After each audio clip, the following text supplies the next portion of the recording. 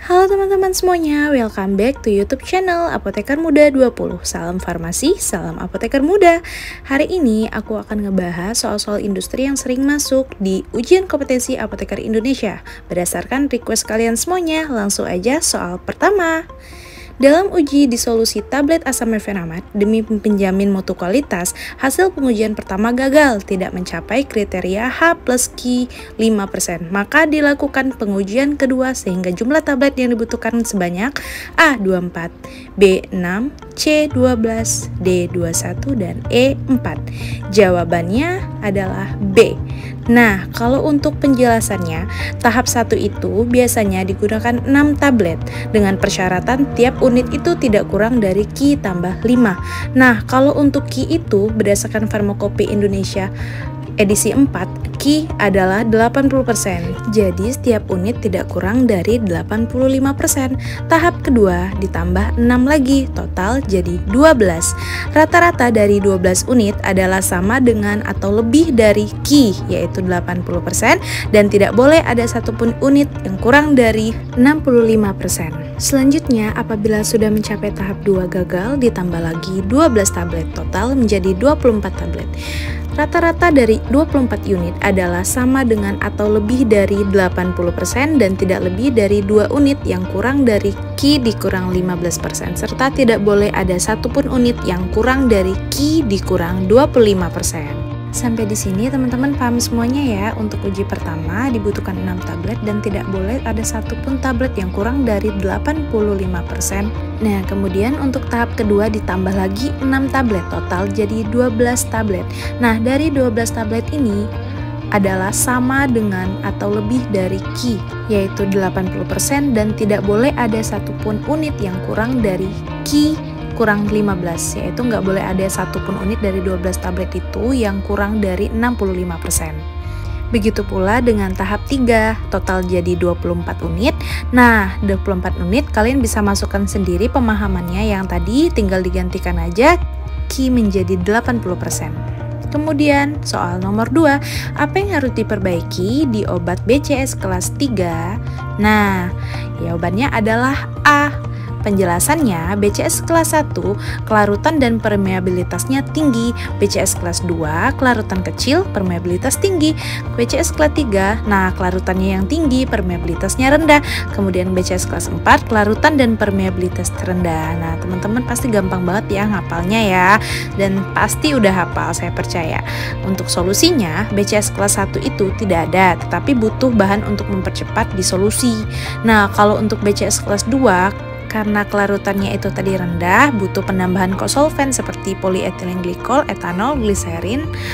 Itu gliserin ya teman-teman, atau propylene glycol. Kemudian BCS kelas 3, permeabilitasnya yang rendah, kelarutannya yang tinggi, otomatis butuh penambahan enhancer seperti DMSO, dimetil sulfoksida. Kemudian BCS kelas 4 itu permeabilitas dan kelarutannya rendah, otomatis ditambah penambahan kosolven dan enhancer. Kemudian soal nomor 3, pada proses pembuatan tablet terjadi kerusakan bagian atas tablet terpisah dari bagian utamanya atau disebut capping. Apa solusi yang harus dilakukan? A. Menambahkan lubrikan, B. Menambahkan pengikat, C. Menurunkan pengikat, D. Memperkecil ukuran granul, E. Mengganti lubrikan. Nah, kira-kira teman-teman jawabannya apa? Ayo, jawabannya adalah B, yaitu menambah pengikat. Nah, untuk permasalahan yang sering terjadi pada pencetakan tablet, yang pertama itu lengket pada cetakan. Untuk solusinya meningkatkan aderen, yaitu anti pelengket pada permukaan punch ND. Kemudian ada capping. Nah, bagian atas tablet terpisah dari bagian utamanya, tambahkan pengikat.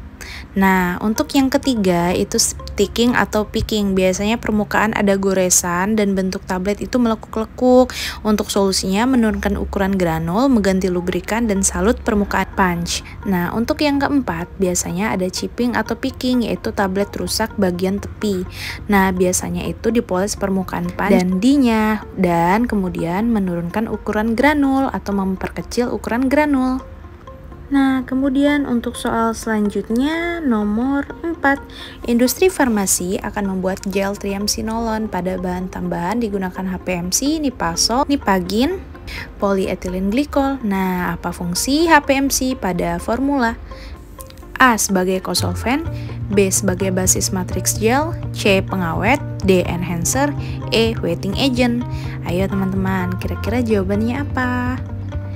Jawabannya adalah B, basis matrix gel. Nah, penjelasannya teman-teman, jadi sebenarnya kedudukan HPMC itu berdasarkan sediaan masing-masing. Kalau untuk tablet, HPMC itu sebagai pengikat, dan yang teman-teman yang lainnya ada NCMC, Tragakan, Povidone.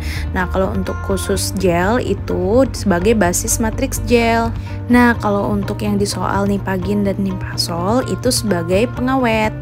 Dan untuk enhancer biasanya itu contohnya DMSO, etanol. Itu paling sering sekali digunakan di sediaan gel adalah dimethyl sulfoksida atau DMSO. Kemudian untuk wetting agent contohnya gliserin, propylene glycol, dan polyethylene glycol. Kemudian soal selanjutnya, untuk soal nomor 5, tim QC ingin melakukan uji disolusi terbanding. Nah, berapa pH yang dibutuhkan pada lambung? Ayo, jawabannya apa teman-teman? Jawabannya adalah A, pH 1,2 menggunakan larutan HCl.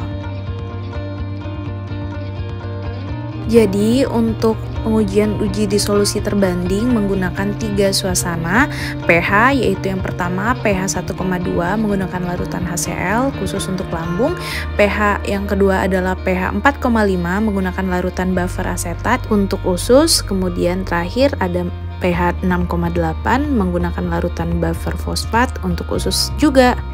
Soal selanjutnya, nomor 6, industri farmasi akan membuat ruang produksi obat analgetik.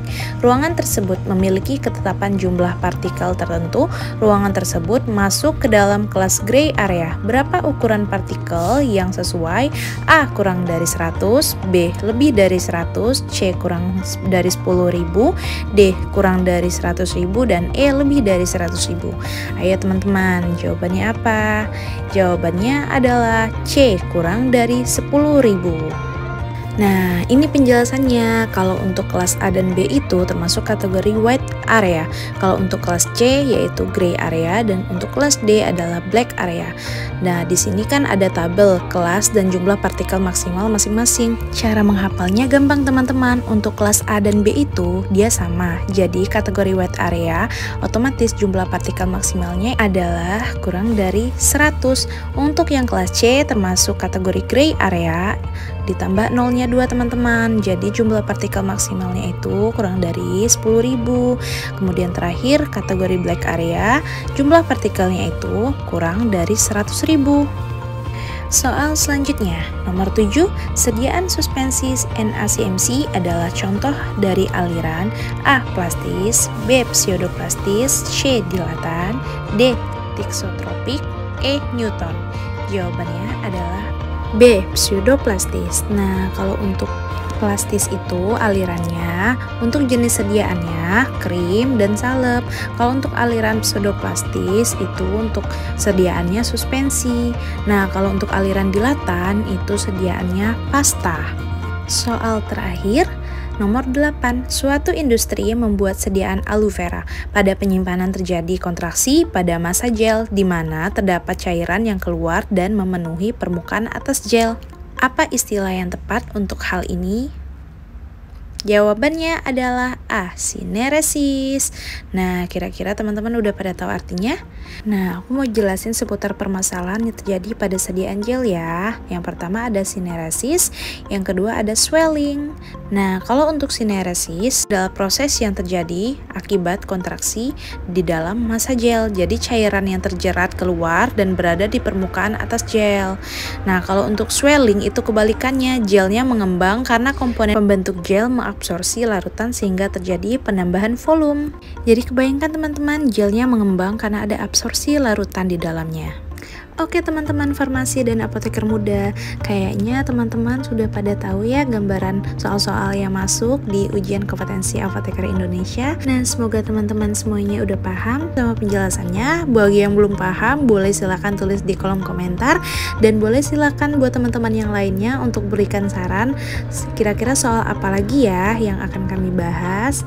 Oke teman-teman semuanya, jangan lupa like, comment, subscribe, and share this video. Terima kasih. Salam farmasi, salam apoteker muda. Assalamualaikum.